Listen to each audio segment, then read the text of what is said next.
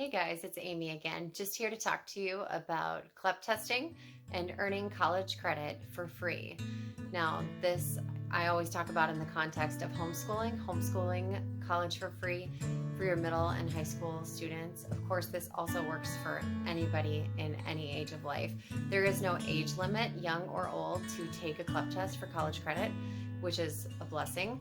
So maybe you're interested for yourself and not for your homeschooled student or even your public school student that wants to go ahead and take this exam.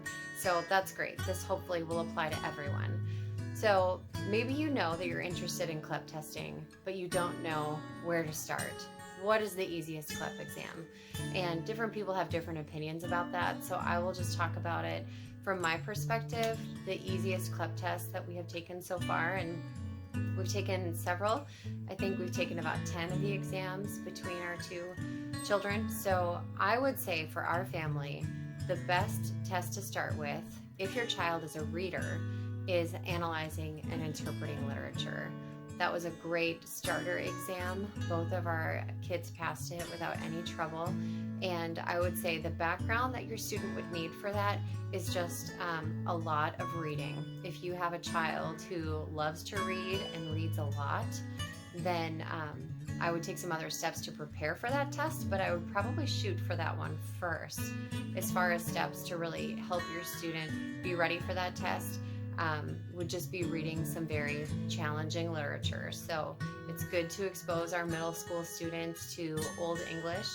It's good to have them maybe reading the King James Bible. Our children grew up reading the King James Bible, so that was a huge advantage to them when it came to analyzing and interpreting literature and taking that exam.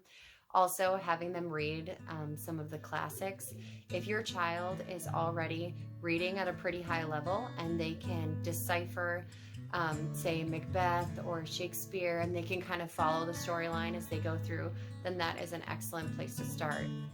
If you have a student who loves history and American history, maybe you studied it in depth in middle school, then that is also United States History 1 would be a good place to start as well. So in our family, our son took the analyzing and interpreting literature exam first when he was 14 and passed that without any trouble.